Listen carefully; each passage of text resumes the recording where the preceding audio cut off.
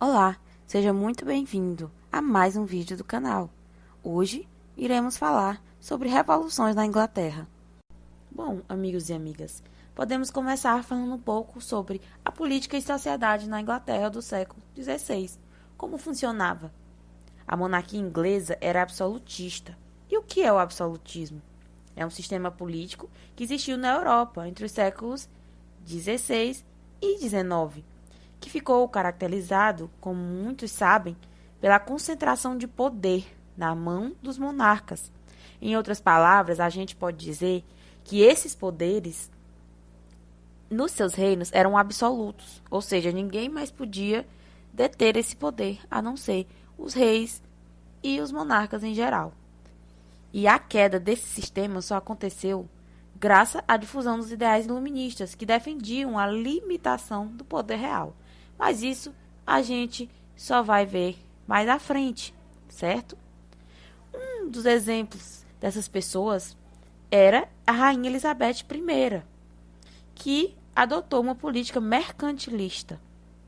O governo dela contribuiu para que a Inglaterra se tornasse uma grande potência econômica e naval. E o que era essa política mercantilista? Era uma política econômica promovida pelo Estado, que incentivava e protegia o comércio e as manufaturas. E aqui a gente pode ver uma das formas que esses reis e rainhas encontravam de expressar o seu poder. Essa tela é de George Gower, de 1588. O tamanho da Rainha Elizabeth I é a expressão de seu poder, ou seja, eles desenhavam e pintavam estas telas com roupas extravagantes, cabelos, adereços, cheios de joias, para poder representar o poder que a Rainha Elizabeth I tinha, assim como outros também utilizavam-se deste artefato para poder engrandecer os seus feitos, o seu trabalho e o poder que eles exerciam na sociedade da Inglaterra naquele tempo. E aí, no reinado de Elizabeth I e nas décadas seguintes, ocorreu o enriquecimento da burguesia, que eram os comerciantes e donos de manufaturas, e da pequena nobreza rural, e dos pequenos proprietários rurais também. Esses grupos, pessoal, sociais, produziam e exportavam alimentos e tecidos de lã ou de algodão para várias partes do mundo. No campo, a agricultura de subsistência cedeu lugar à agricultura comercial. E também aconteceu a prática do cercamento. O que era o cercamento? Consistia em cercar as terras de uso comum, de onde os camponeses retiravam sua subsistência, para fazer o quê? Para eles transformarem em pastos para a criação de ovelhas, porque eles gostavam, eles queriam extrair a lã para poder vender, né? E também outras áreas de produção de gêneros comerciais. Eles queriam fazer essa mudança, que vinha, né? Que advinha do crescimento do comércio, do enriquecimento deles. Sem terra, sem ter onde plantar ou criar, advindo desse crescimento, os camponeses vagavam pelas estradas ou iam para as cidades, sobretudo para Londres, onde se ofereciam para trabalhar por baixíssimos salários, consequentemente, péssimas condições de trabalho, pessoal. Nessa imagem, vemos camponeses ingleses de um vilarejo, que é uma obra do século XIX, e ela faz o quê? Ela nos ajuda a imaginar um fenômeno típico do século XVII na Inglaterra, que era a migração dessas famílias do campo para a cidade, já que estas eram obrigadas a sair, advinda do que eu já acabei de falar no slide anterior, desse crescimento econômico.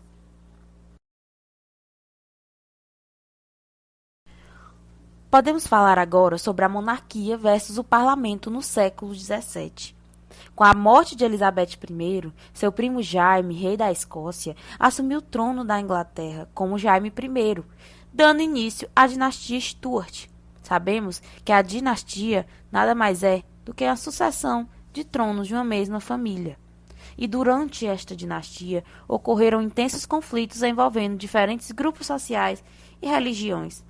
A maior parte da burguesia seguiam o puritanismo e defendiam que cada um devia agir conforme a Bíblia e a sua própria consciência, e a igreja devia ser independente do Estado. Já a alta nobreza e os reis ingleses praticavam o anglicanismo, religião na qual o chefe da igreja é o próprio rei. O parlamento inglês também se encontrava dividido. Na Câmara dos Lordes estavam os representantes da alta nobreza e na Câmara dos Comuns os representantes da burguesia. Então, pessoal, Jaime I considerava-se rei por direito divino e, tendo esta consciência, ele tentou impor o anglicanismo a todos os seus súditos.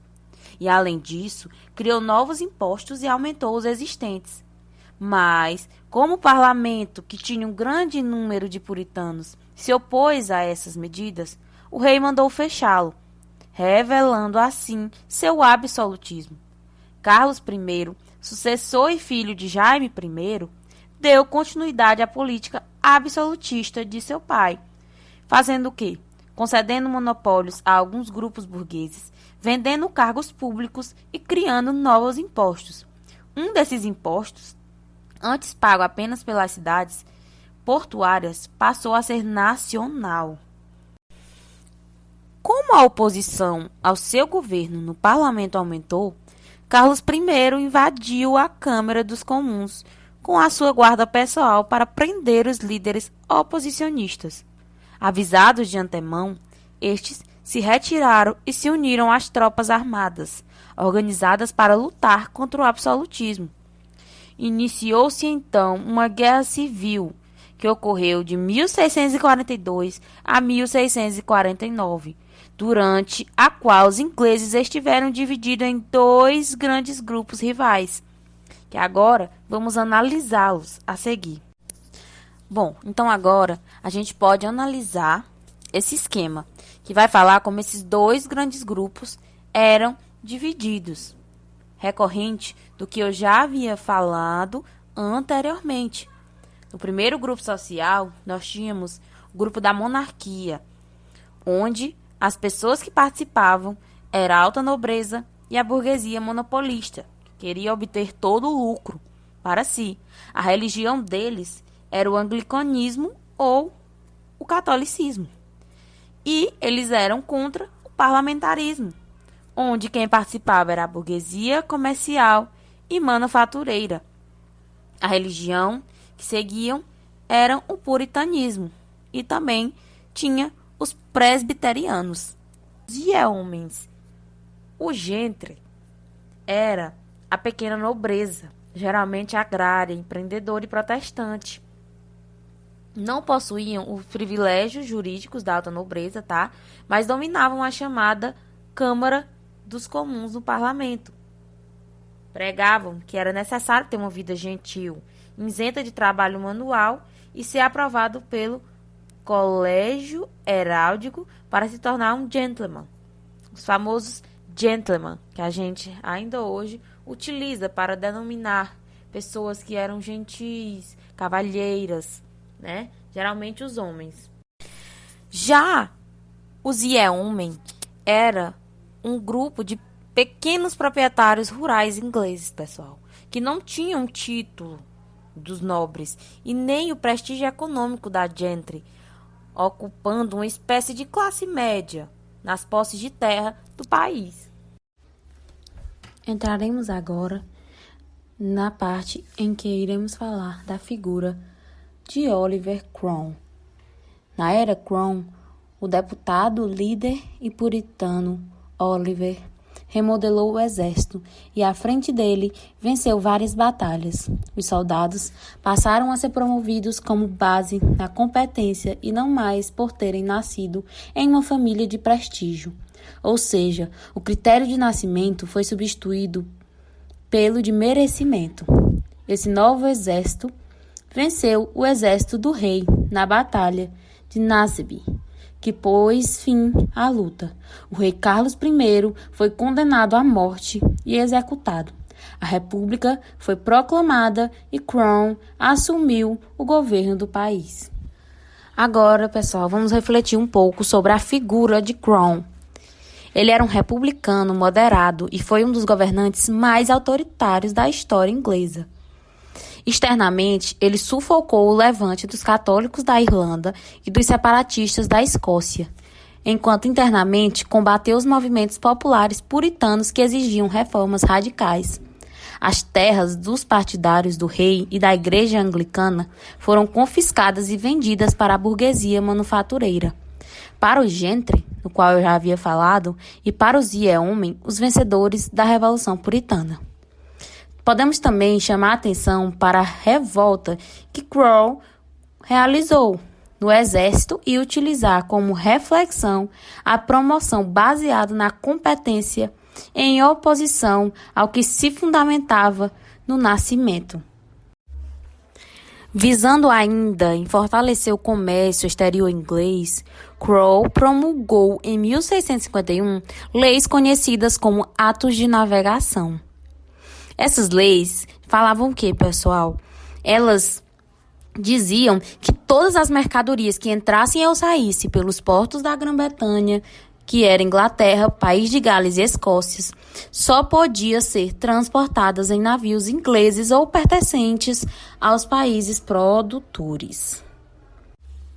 Esses atos de navegação favoreciam a acumulação de capitais por parte da burguesia britânica e excluíram a Holanda do lucrativo transporte de mercadorias para a Inglaterra, precipitando uma guerra entre os países.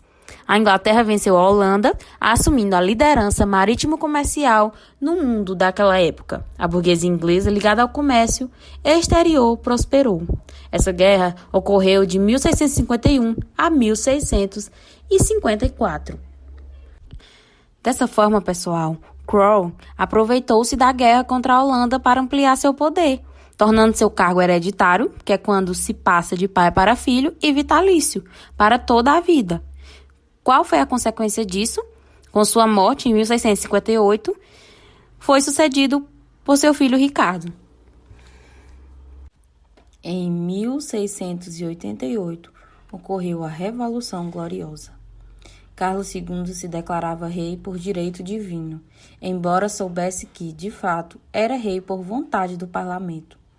E durante todo o seu reinado, tentou promover a volta do absolutismo. Jaime II, seu irmão e sucessor, fez o mesmo, e para isso pediu apoio a Luís XIV, da França, que era o rei mais poderoso da Europa, pessoal. Reagindo a isso, o parlamento, formado em sua maioria pela burguesia e pela gentry, reuniu tropas para derrubar o rei Jaime II, que deixou o trono antes que os soldados chegassem. O parlamento, então, entregou o governo da Inglaterra ao genro de Jaime II, o príncipe holandês Guilherme de Orange. Esse movimento ficou conhecido como Revolução Gloriosa, pois o parlamento venceu a disputa sem derramamento de sangue. Antes de ser coroado rei, Guilherme de Orange teve de jurar obediência à Declaração de Direitos, vigente na Inglaterra até hoje. Para nos aprofundarmos um pouco mais, podemos entender que, pela Declaração de Direitos, a monarquia precisava da aprovação da maioria dos parlamentares para tomar as decisões mais importantes, pessoal. Qual eram essas decisões? Era convocar o exército, criar impostos ou suspender leis. Caberia também ao parlamento fiscalizar os atos do rei. Por isso que na Inglaterra tornou-se comum dizer: o rei reina, mas quem governa é o parlamento. O processo revolucionário inglês foi inspirado nas ideias do importante pensador político John Locke. Ele defendia o direito de cada pessoa escolher sua religião, apoiar um grupo político, defender suas ideias em público ou por meio da imprensa. Esses direitos individuais deveriam ser respeitados e protegidos pelos governantes.